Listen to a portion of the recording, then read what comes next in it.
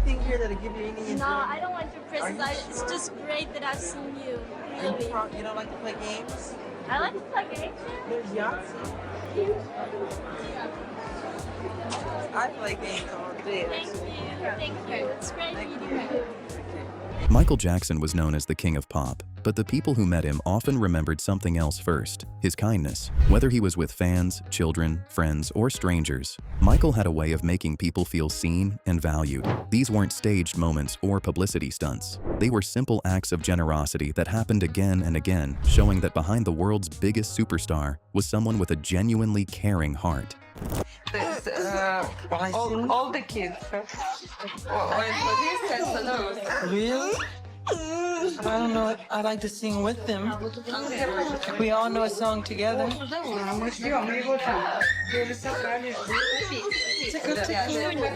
Michael never acted like success was something he had to protect. Whenever someone asked how he created music, he didn't keep secrets or pretend there was some magic formula. Instead, he genuinely wanted other people to create great music too. Rather than guarding his process, he encouraged young artists to trust inspiration and enjoy making music. Even with everything he had accomplished, he was always willing to help someone else grow. Usually the carousel, I'll play music. I love playing classical music on the carousel. So I love something like Childhood or Smile, you know? Or People by Barbara Streisand, something beautiful, you know? Right.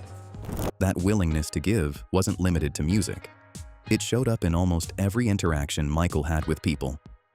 You didn't have to understand his legacy or even know all of his songs to feel something special when you met him. Even young children who barely knew who he was lit up the moment they saw him. There was something about the way Michael treated people that made every encounter feel personal.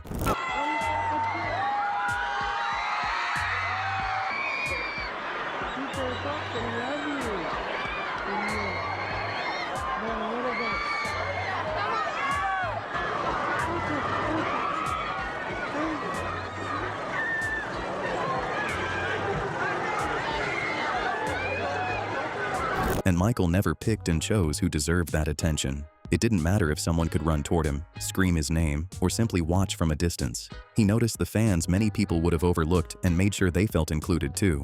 Those little moments showed he wasn't just acknowledging a crowd, he was connecting with individuals.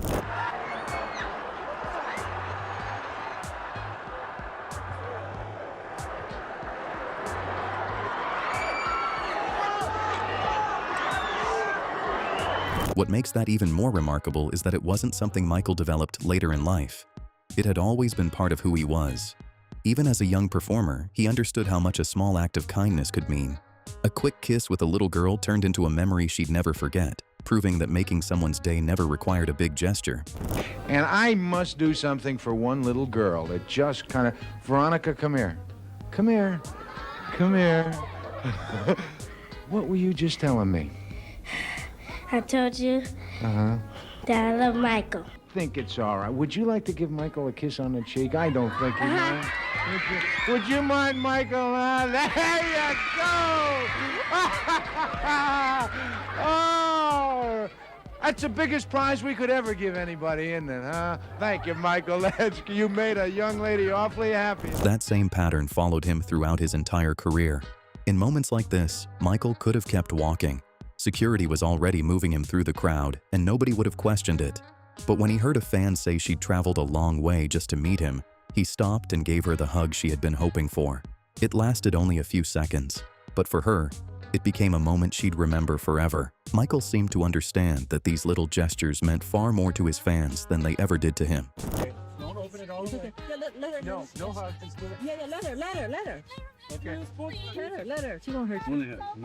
Michael, go ahead. Want to give you a hug? Can I? Of course. You give me more to him. I love you. Okay. I love you too. He's not this guy. No, not you. I love you more. And if fans experienced that kindness for a few seconds, children who visited Neverland got to see it for an entire day. Michael never treated them like visitors. He wanted them to feel completely at home. He joked with them, answered every question, and even admitted he was too shy to dance first. He wasn't trying to entertain anyone. He simply wanted the kids to relax, laugh, and enjoy being children. As he often does, he'd invited a group of disadvantaged children to Neverland. They couldn't believe their luck. As you come down this way, you're gonna see the game room is right there. See where that big machine is inside? Yeah. That's where I play all my games. And that's the tennis court. Tell them to hold on. Don't fall out. Oh my God, if you dance too, I'll dance with you guys. I dance too. Cause I'm kind of shy. You're gonna dance for us? You gotta dance with me. Yeah, teach us how to do the moonwalk. Oh, you know how to do the moonwalk. I learned it from you guys. What's over there? Oh, don't stand up yet. Hold on. I'm pretty bad. Okay, don't stand up yet. It's gonna jerk. It's gonna jerk. It's gonna, one little jerk. Okay. Okay. As the day went on, it became even clearer that Michael wasn't following a schedule or putting on a show. If the kids wanted snow cones, they got snow cones. If they were curious about new rides, Michael happily shared every idea he had. He reminded them to stay safe, but more than anything, he wanted them to forget their worries and have fun. Watching those moments, it almost felt like Michael was enjoying the day just as much as they were. He was evidently enjoying the company of the children, and they liked being there too. How about a snow cone? Oh, I buy them from companies around the world. I'm getting a roller coaster next to go over there. I'm gonna build a water park on the other side of this mountain. You got a water park? No, we're going to. We're gonna build it. So you can come in your swimsuit. Michael, can we go on any ride? Yeah, sure. What the children wanted, they got, and everything was free. And for a day, Jackson got to be one of them. It wasn't just children who noticed that generosity. Even Michael's closest friends experienced it firsthand. Chris Tucker joked that complimenting something in Michael's house was actually great because there was a good chance Michael would give it to you. Chris casually mentioned that he liked Michael's television, and before he knew it, the TV showed up at his house. It sounds almost unbelievable, but that's exactly why the story has lasted for years. Michael didn't think of generosity as some extraordinary act. To him, it was simply the natural thing to do. Michael was the greatest entertainer ever and the biggest entertainer in the world, but he was the nicest guy in the world, man. He was just nice, man. I would go to Neverland and I would say I like something, he would give it to me. And I said, Michael, I like that big screen TV. He was like, you like it, Chris? I said, yeah, I like it. He said, do you love it? I said, I love it. Next day I go home, Michael would send the TV to my house. I said, Michael, thank you. Wow. But I was like, Michael is nice and rich. Michael's kindness wasn't limited to fans or children. Fellow artists experienced it too. Usher still remembers the night he was invited to perform alongside Michael during the 30th anniversary celebration. Sharing the stage with his idol was already unforgettable, but what stayed with him even more happened afterward. Michael personally praised his performance. It was a simple compliment, but coming from someone Usher had admired his entire life, those few words became one of the greatest moments of his career. Michael understood that encouragement could stay with someone long after the applause ended. I always noticed that to be an artist from Michael Jackson was more than just what he did as an entertainer, but also to who he influenced and who he advocated for. But this is where Michael took things to another level when he spent time with children facing difficult circumstances. Before stepping into the spotlight, where thousands of fans were waiting for him, he chose to sit with a group of blind children instead. There were no cameras to impress and nothing to gain. He simply gave them his time, his attention, and made each child feel important. At that moment, Michael wasn't the world's biggest entertainer. He was just someone making sure those children felt seen and remembered. I do as many hospitals as I do concerts. I do as many orphanages as I do concerts. But because it's good news, the press don't cover it. They want bad news. But I do it from my heart. I don't do it to wave a flag and say, look at me.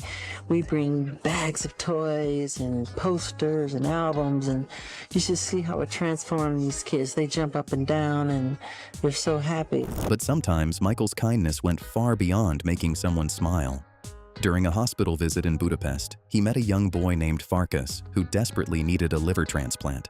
Most people would have offered words of support and moved on, but Michael couldn't do that. He made finding a donor a personal mission, sending members of his charity around the world to help in the search. Eventually, they found a match, giving the boy a second chance at life. It was the kind of story that reminded people Michael didn't just care in the moment. He stayed committed until he could actually make a difference. This is Lisa Marie and myself at a hospital in Budapest.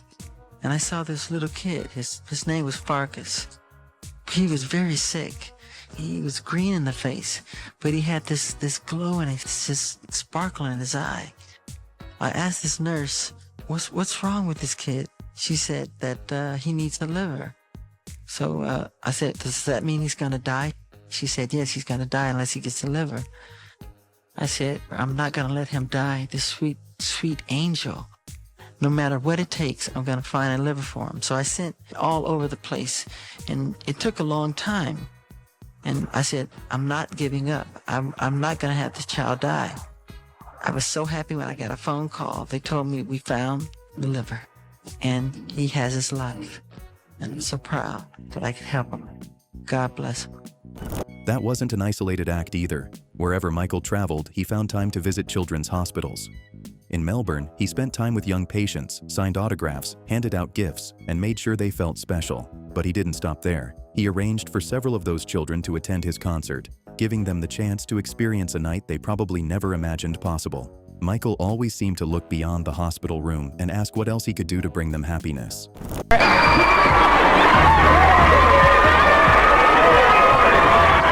Impressed with his fancy footwork, Michael wanted to see more.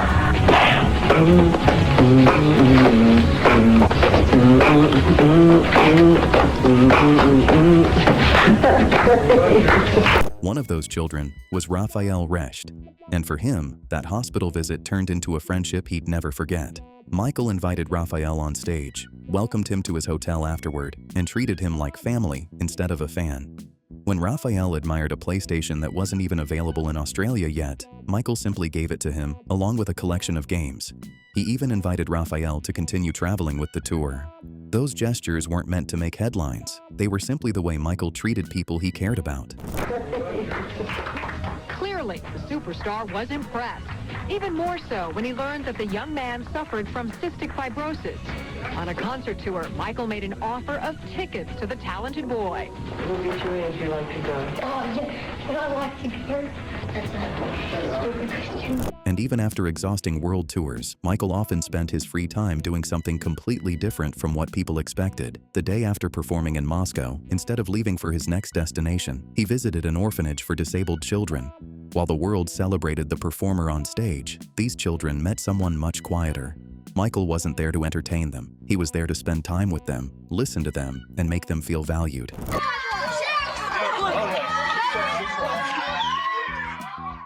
They've been waiting for you already for 5 hours. Some of them, they lost their conscious. That's what I was told.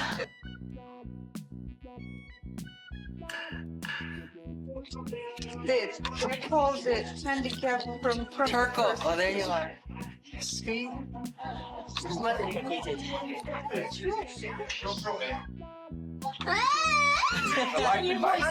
бойся, мой мальчик. Не бойся, не обижаешь за тебя. Не бойся, мой мальчик, не бойся. Не бойся. Did not understand, but Michael Jackson was also very handsome.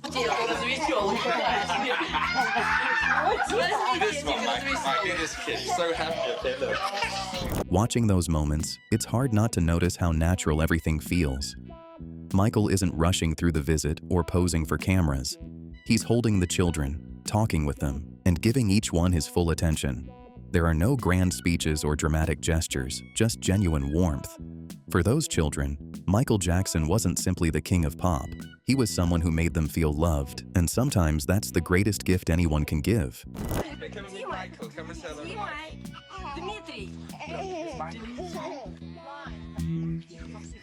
Она не видит.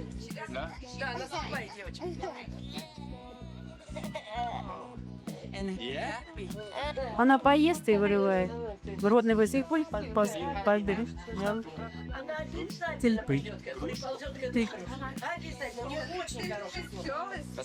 But she hears very well. If the nurse puts the toy here, she will call to the toy. Also, her nose is working very well. Smells and all that. I will. He's okay. So my deal here is about saying, I do. Did it? Did it?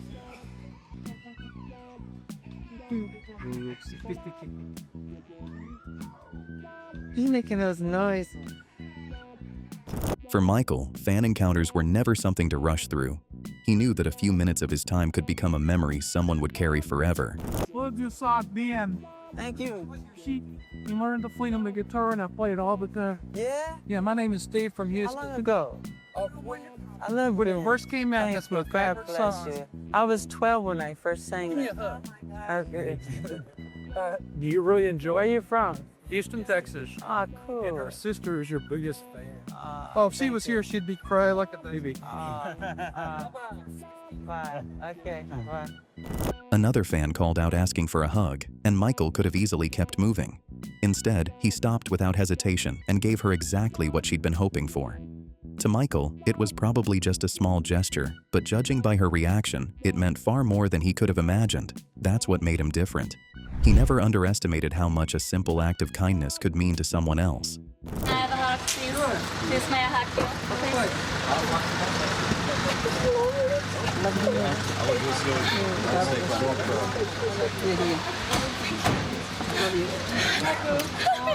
Sir, this way. I'm the leader. Germany loves you, Michael. I love Germany. Oh, Michael, I love you. Michael?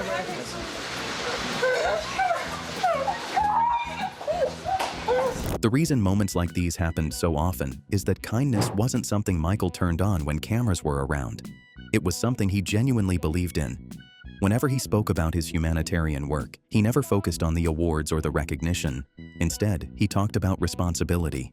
He believed fame only had value if it was used to help other people, especially children. To Michael, caring for others wasn't extraordinary. It was simply what he felt everyone should do. Thank you very much for this honor you have awarded me tonight. I've always believed that the real measure of celebrity success was not just how famous he becomes, but what he does with that fame and fortune. I have been blessed with so much and have an opportunity to do what few others can.